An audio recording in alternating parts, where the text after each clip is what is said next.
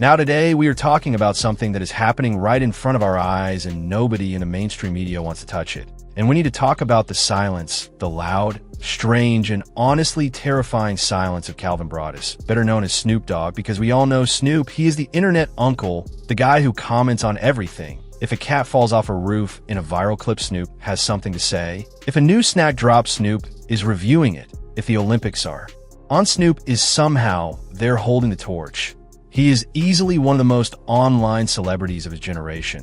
This man lives on Instagram and lives for engagement, but recently something changed, the vibe shifted, and it happened the exact moment 50 Cent dropped his hip-hop shake-up on Netflix with the documentary The Reckoning. Because this documentary did not just release, it exploded. It hit #1 in the US, #1 in the UK, and it has the whole industry shaking. Everyone is talking about it. Blogs are on fire, Twitter is losing its mind, and 50 Cent is taking victory laps. But Snoop Dogg, the man who usually has a joke, meme, or comment for every situation, went completely dark, total radio silence about the documentary. No support, no defense, no jokes, nothing at all. And it makes you ask why. Why would the loudest and most vocal man in hip-hop suddenly go quiet? Is it awkwardness?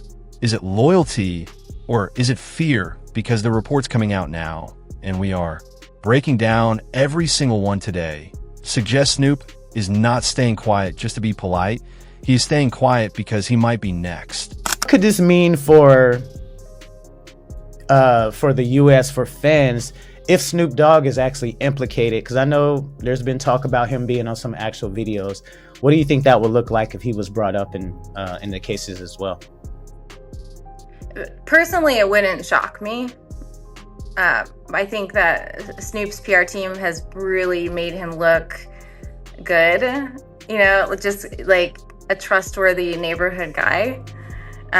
His alliance with Martha Stewart, I mean, they've really painted him out over the past almost 10 years, I'd say, to be a different figure. And as somebody who lived in Long Beach for a long time, I mean, people idolize Snoop. But unfortunately, he is tied in timelines, in videos, and evidence to Sean Combs. And if we just look back at his life, it's not as clean as what we remember or what we see right now in the media. Right. Yeah, people around our age, man, we remember the old Snoop getting into everything, but it's like, I guess the newer generation, they're seeing him from a different light than like the early 90s. And we saw him, you know, on trial for murder and different things like that. We know the real Snoop.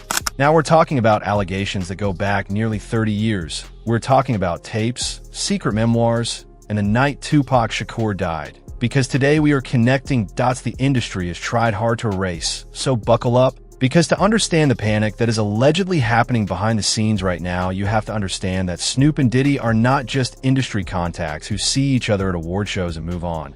They are family by Snoop's own words, as Snoop has said on TV and in interviews that his kids and Diddy's kids have been best friends since they were 6 or 7 years old. And this was never a casual link, but a deep bond built through their mothers, especially the late Kim Porter, who Snoop himself said was the bridge between the two families. Because when Diddy's son Justin went to UCLA, Snoop's son went to UCLA too. When Christian Combs started rapping, Snoop's son did the same. They traveled together, modeled together, and grew up side by side. And here's the first red flag. When someone you call your brother, someone whose children slept in your home, is accused of the darkest and most disturbing crimes in music history, there are usually two reactions. Either you stand by him and say this is a lie and I know this man, or you denounce him and cut ties completely. But Snoop has done neither. He has disappeared. And that silence is the first major piece of evidence making people look at him differently, because behavior matters. And remember that old talk show clip where Diddy said, "When I die, I want my last words to be I did it," which sounded wild at the time. But go back and watch it now and look at who is sitting next to him. Look at Snoop's face, that awkward, knowing smile that looks like two people sharing an inside joke no one else understands. Because with everything we now know about the parties, the alleged trafficking and the abuse, that smile does not feel like a joke anymore. It feels like complicity. Snoop let Diddy rub on his hand. Damn. You understand? And that's where one of the exes come from. Snoop. Can you hold it up a little bit more? Let me see how that. Oh yeah, damn. You understand? We don't hold our man hand. We shake it and get it back in our pocket. Snoop and Diddy, you know, in an appropriate way. But the reason why they in there is speak about that. And with Biggie. Now, how you rolling with Pac? This is a big question for everybody. If Pac came to death row and he was there, he went to court with you. You on, you know, death row. You about to do some time. So, and I ain't talking about the record label, the murder charge. How do you find yourself with somebody rolling with you, like rolling with you? He bought his way out of a charge of 2 white 50-year-old young ladies. You understand? He don't respect no female. The black females, he put dog chains around. You understand? So he's no better. He just got his own type of way. Who was the exes that was taken out of the book? The exes was for Snoop. Oh. Yeah, it was for him. About him sleeping with, supposed to have been in the bed with Diddy. Whoa, that's and, crazy. They caught it. You understand? Like I said, we call him the director. You don't sit on his lap or do what Diddy want to do. It's cut. Now let's get to the legal side, because this is where things move from internet rumors into the territory of federal investigation. And recently, a very prominent attorney named Ariel Mitchell appeared on national television, who represents some of the victims in the Diddy case. And she dropped a bombshell that should have been the biggest news story in the world, because she revealed that she was contacted by someone trying to sell a tape, a FOFF tape. And this was not just a rumor, as she said she saw stills, she saw proof, and she confirmed the video was filmed inside Diddy's Atlanta home. But here is the part that changes everything. Diddy was not the only star in that video, because Ariel Mitchell stated there was another male celebrity in the footage. And when the host pressed her on who that person was, she said this other celebrity was more high profile than Diddy.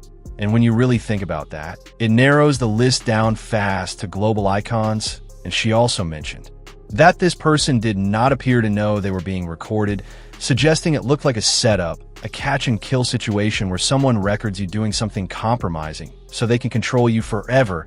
And while she could not legally name the person, the streets are talking, industry insiders are whispering, and the name that keeps coming up again and again is Snoop Dogg. And people ask why Snoop. So look at the description. More high profile than Diddy, because Snoop is arguably more globally famous. He is the face of the Olympics. He is on The Voice. He is in commercials for everything from beer to insurance. And he's a household name in a way even Diddy never quite was. And then you add the testimony of Courtney, an alleged industry veteran who came forward claiming he had access to Kim Porter's real memoir, not the version that was debunked, but the actual material she allegedly left behind on flash drives before her death. And you all remember I had him on my show, because he claims Kim Porter documented everything as her insurance policy, knowing exactly what these men were capable of, and if these tapes do exist, and if the feds have them, which is very possible considering they raided Diddy's home and seized everything, then Snoop's silence suddenly makes perfect sense, because he is not quiet, because he is sad that he is quiet, because he's waiting to see if he gets indicted. And to really understand how dark this goes, we have to go back to 1996 and talk about Tupac, because for decades Snoop has painted himself as the peacemaker, the guy who loved Tupac and was stuck in the middle, telling stories about how close they were, how he visited him in the hospital and cared about him. But when you listen to people who are actually there and have nothing left to lose, like Suge Knight, a very different picture appears. Because Suge is serving life in prison and has no reason to lie or sell records. And he recently shared shocking details about the night Tupac was shot in Vegas, saying Snoop was supposed to be with him that night. They had tickets to the Mike Tyson fight, and it was a mandatory death row outing. But at the last moment, Snoop did not show up. He skipped the fight and skipped Club 662, breaking protocol for the first time ever, which raises the question of whether he knew something was about to happen. And Suge goes further by saying that after Tupac was shot and fighting for his life in the hospital, Snoop finally came to Suge's house in Vegas, where Tupac's mother Afeni Shakur was present. And Suge claims that when Snoop walked in, he said, "Tupac hates me right now," and then went into the bathroom and started violently throwing up, which is not normal fear, but a physical reaction that looks like guilt. And Suge implies Snoop was more than just nervous and had crossed a line.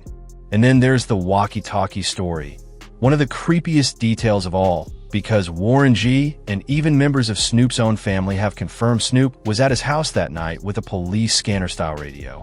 And witnesses claim there were specific radios used by security, and that right after the shots were fired in Vegas, a voice came over one saying "got him," which leads to the disturbing question of who was on the other end and why Snoop had that device. And there's a theory backed by Ollie Carter and other insiders that Snoop had already been flipped, that while the East Coast versus West Coast war was real, the loyalties were not clear, and that Diddy, often called untouchable, had already pulled Snoop to his side while Snoop publicly stayed aligned with Death Row.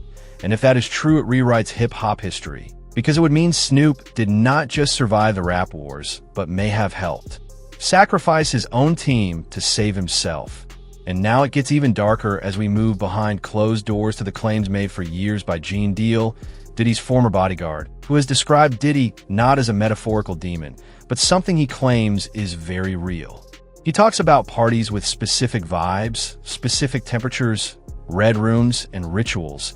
And he describes seeing Diddy take part in rituals involving birds, dove that would not fly, but would just fall dead. And Gene Deal says Snoop was not just a guest at these parties, but an active participant. And in the industry, there is a concept known as the boiled egg, something Suge Knight has also spoken about, which is a humiliating and degrading initiation ritual used as a loyalty test, because the idea is that if you are willing to perform this specific degrading act involving your own body, the people in power know they own you and know you will do anything for fame. And Suge Knight has directly said that Snoop passed the boiled egg test, which is strange when you notice Snoop's odd obsession with eggs on social media, posting about them and joking about them, which to the average fan looks like Snoop just being high and funny. But to people who understand the code, it looks like signaling. Like he is saying, I am one of you and I did what I had to do. And this brings us back to Ollie Carter, a survivor of child trafficking who has been telling her story since 2020, because she directly named Snoop Dogg and said people are canceling cartoon characters while cheering for Snoop at the Super Bowl halftime show. And she alleges that Snoop is actually deeper in the trafficking network than Diddy, claiming that while Diddy is the loud and flashy frontman, Snoop operates quietly in the shadows, using his friendly image to pull people in, and she straight up calls him a predator. And back in 2020, people laughed at her and said not Snoop. He is a Martha Stewart guy and the weed guy, but look at where we are now. Diddy is locked up, the feds allegedly have the tapes, and Ollie Carter's accusations do not sound so crazy anymore. And this leads to what may be the most clever and possibly darkest part of Snoop's career, his rebrand. Because if you look at Snoop in 1993, he was on trial for a killing and was seen as the scariest gangster rapper in America. But now he is an honorary coach for the U.S. Olympic team, a regular on NBC primetime, baking cookies with Martha Stewart, and presented as the most family-friendly and corporate-safe rapper in history. And the question is why and how that happens. And the theory is that this is a form of protection. Because when you become that valuable to corporate America and the face of something as big as the Olympics, you become too big to fail, and the networks have every reason to protect you. The brands protect you, because if Snoop goes down, he takes hundreds of millions in advertising money with him. And notice the timing. Every time a rumor about Snoop's past starts bubbling up, suddenly he lands a massive deal. Suddenly he is carrying the Olympic torch, and it becomes the perfect distraction. Like, look over here, the funny dancing guy, and not at the sealed indictments. But that shield is starting to crack, because the Diddy documentary pierced the armor, and this is no longer just about public image. This is about federal crimes, and the FBI does not care about your T-Mobile commercials. So let's bring it back to the present, because 50 Cent released The Reckoning knowing exactly what he was doing. And he did not drop it just to hurt Diddy, but to shake the tree and see what else falls out. And Gene Deal, the bodyguard, has said he was not included in the documentary because he knows too much, especially the parts that involve people beyond Diddy. And he has implied that if he told the full story, half of Hollywood would be in handcuffs, which is why Snoop's silence right now is the loudest thing in the room. Because if he were innocent, he would be laughing this off, going live on Instagram, cracking jokes, and clearly distancing himself. But he cannot, because the photos allegedly exist, the tapes allegedly exist, and the memoirs exist. And we are watching a house of cards that has stood for over 30 years start to shake, and while Diddy may have been the first domino, he will not be the last. So ask yourself, do you really believe the Uncle Snoop image, or do you think it was carefully built to hide something much darker? Do you think he's hiding the truth about Pac? Do you think he's the high-profile celebrity on those tapes? Because right now the feds are going through the evidence, sealed indictments are sitting on desks somewhere. And when the dust finally settles, the history of hip-hop is going to look very different. And honestly, I do not. Somebody who lived in Long Beach for a long time, I mean, people idolize Snoop. But unfortunately, he is tied in timelines, in videos, and evidence to Sean Combs. And if we just look back at his life, it's not as clean as what we remember or what we see right now in the media. Now with Snoop Dogg not saying anything to defend his homie or his so-called family, it really looks like Snoop Dogg has only ever been loyal to himself, because he was never loyal to Pac, and he clearly does not look loyal to Diddy either. He has always been loyal to himself and the money, and that mindset is what has kept him alive and successful for the past 30 years. Him quietly moving himself away from everyone else when things get hot, and y'all have seen how he did my homie Daz. And for those who don't know, check out my song with Daz called Lino B featuring Daz from the West. It is out on all platforms, but back to the point, Snoop is corrupt in my opinion, and I truly believe we're going to see him go down very soon, because even though he was not mentioned in the first documentary, I can almost guarantee that in part 2, Snoop Dogg is going to be all over it. So I want to know how y'all feel about this. How do you feel about Snoop only being loyal to himself and possibly playing a role in what happened to Tupac? Let me know your thoughts. Make sure you like, comment, and subscribe. Share these videos, and I'll catch y'all on the next one. And if you want more content, make sure you subscribe to this channel. Check out my other channel, The Lino B Show, and stream the audio on Spotify, Apple Podcasts, and all major podcast platforms.